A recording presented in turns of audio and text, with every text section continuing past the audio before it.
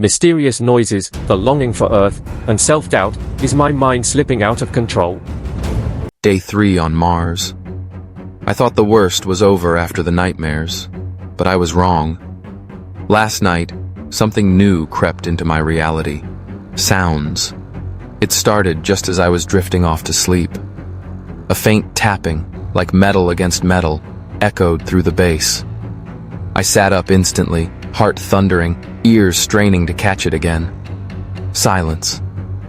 I convinced myself it was just my mind playing tricks. Residual fear from the nightmare.